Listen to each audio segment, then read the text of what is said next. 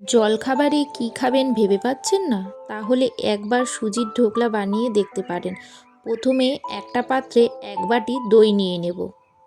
তারপর ওই বাটি মেপে 2 বাটি সুজি নিয়ে নেব। সুজি ও দই ভালো করে ফেটাতে শুরু করব। তারপর তাতে পরিমাণ মতো জল দিয়ে আবারও কিছুক্ষণ ভালো করে ফেটিয়ে নেব।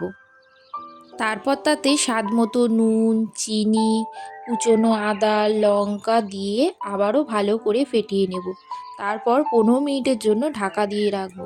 15 মিনিট পর ঢাকনা খুলে তাতে পরিমাণ মতো বেকিং সোডা দিয়ে তারপরে আবারও ভালো করে ফেটিয়ে নেব। তারপর একটা অ্যালুমিনিয়ামের বাটিতে সাদা তেল মাখিয়ে নেব। তারপর ওই বাটিটার মধ্যে সুজির ব্যাটারটা ঢেলে দেব।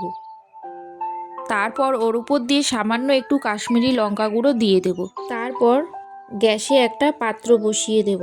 তার মধ্যে পরিমাণ মতো জল দিয়ে দেব।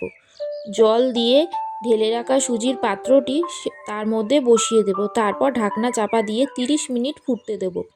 30 মিনিট পর ঢাকনা খুলে একটা কাঁটা চামচ দিয়ে গেঁথে দেখে নেব যে চামচটা পরিষ্কার বেরিয়েছে কিনা। যদি পরিষ্কার বেরোয় তাহলে আমার ঢোকলাটা তৈরি হয়ে গেছে। তারপর সেটাকে ঠান্ডা করে নেব। ঠান্ডা করে থালার মধ্যে ঢেলে নেব। তারপর ছুরির সাহায্যে সেটাকে ছোট ছোট টুকরো করে নেব। তারপর আবারও গ্যাসে কড়াই বসিয়ে তাতে সামান্য তেল দিয়ে দেব।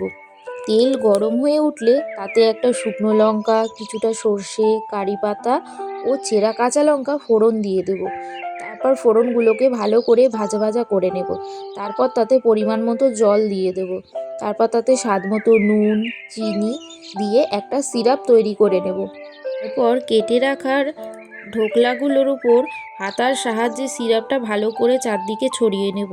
তাহলেই তৈরি হয়ে যাবে আমাদের নরম স্বাস্থ্যকর সুজির ঢোকলা।